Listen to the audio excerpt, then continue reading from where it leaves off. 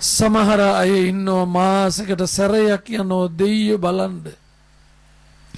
දෙයියෝ බලන්න යනවා. බාරහාර ඔප්පු කරන්න යනවා. ගෙදර අම්මා දිහා අප්පච්චි දිහා හැරිලවත් බලන්නේ. අම්මා කියනවා බඩවේලිල පුතේ දවස් දෙක තුනක් දොට්ට පිලට ගියෙත් නෑ පුළුවන් නම් ගස් ලබු ගෙඩියක් නැති වුණොත් බෙලි ගෙඩියක් හරි කමක් නෑ හම්මුණොත් අරන් වරෙන් බං හවසට එනකොට. ඇහුණ නෑ හුණ ගානට. දෙයියෝ බලන්න යන්නේ මහ යෝධ පළතුරු වට්ටියක් පළතුරු වර්ග 7ක් නෙමෙයි. පළතු වැඩි හොඳට පළතුරු 14ක් විතර තියලා ඇට ඇති පළතුරුයි ඇට නැති ඒවත් තියෙනවනේ දැන්. ඇට නැති පළතුරුත් තියෙන ඕවා මේවා ඔක්කොම තියලා යෝධ පළතුරු වට්ටියක් ඔලුවට තියාගෙන 5011 5කුත් තියාගෙන දෙයියෝ පුදන්න යනවා. දෙයියෝ පුදන්න යනකොට පොඩි කපු මහත්තයා ඇවිල්ලා කියනවා සර් ඔය පොලිමෙන් එන්නේ පාරේ එහා පැත්තේ තියෙන VVIP පොලිමෙන් එන්න.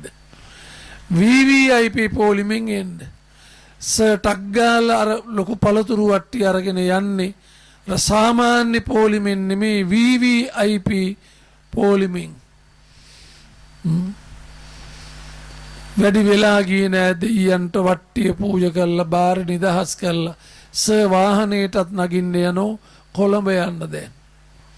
ඒකෙන් පැහැදිලි වෙන්නේ මොකද්ද? දෙයියෝ උඩ ඉන්නවද නැද්ද?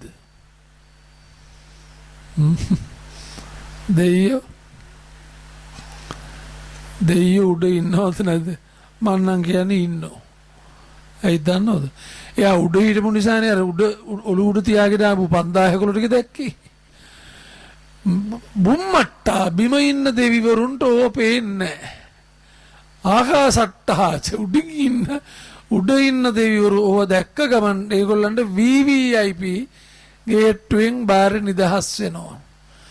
මං කියන්නේ දෙවිවරුත් එහෙම જાතියක් නම් දෙවිවරුත් පගාකාරයෝ වගේ නෙවෙයි. පගා ගන්නව නෙවෙයි. එහෙම වෙන්න බෑ නෙවෙයි. දෙයියොත් ඒ මිනිස්සුන්ගේ මූණ බලනවා නම් දෙවිවරු වෙන්න බෑ. හැබැයි හවස ගෙදර එනකොට උදේ දෙයියන්ට පළතුරු 14ක් විතර දීලා හවස ගෙදර එනකොට අම්මට බෙලිත් නෑ ලබුත් නෑ.